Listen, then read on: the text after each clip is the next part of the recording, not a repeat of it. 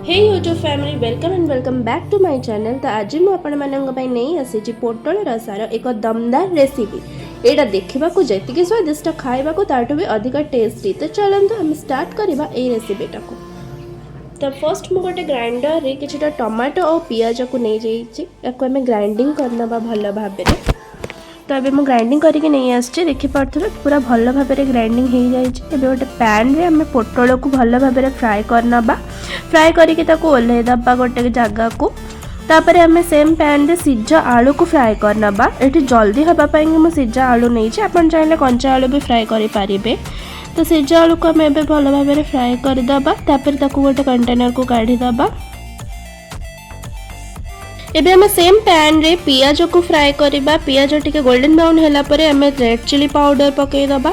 तापर tomato puree जो करके रखी ताकू पके दबा। एबे हमें भल कि याको कसी देबा।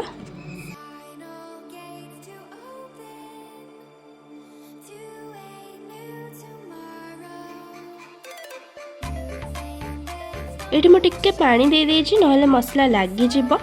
तो आपण हिसाब रे करेंगे पानी देकर टिके ना मसला लगी जीव। एबे हल्दी गुंड पकई दबा। तापर आम लुण टिके ऐड करवा स्वाद अनुजाई। तेजपत्र दीटा पकईकी गोल भल भाव घोड़े देबे। 2 मिनट घोड़े सारा पर आम अदा रसुण पेस्ट ये ऐड करवा भल भाव कषी देबे जमती तेल ऊपर को उठी जाए। देखु यही भाव में कंसिस्टेंसी हो गले तेल उपर को उठीगले आम ए पोटल और छणा होकर रखि आलू को पकईकी भल भाव मिसई दबा। तापर आम 2 मिनट खंडे घोड़े दबा। तापर आम ये पानी ऐड करदे। आपण जी झोल रखिबार थी जी आपन को मोटा करार थी से हिसाब से पानी ऐड करेंगे। टिके अधिक ऐड करेंगे कहीं पानी को फुटे फुटे आम मारिबा। तापर आम ये गरम मसला आउ दालचीनी गुंड देकरी भल भाव घोड़े आम लो फ्लेम रे किछि समय छाड़ीदबा। एबे आपन पोटल रसा पूरा पूरी भाव रेडी हो जाइए।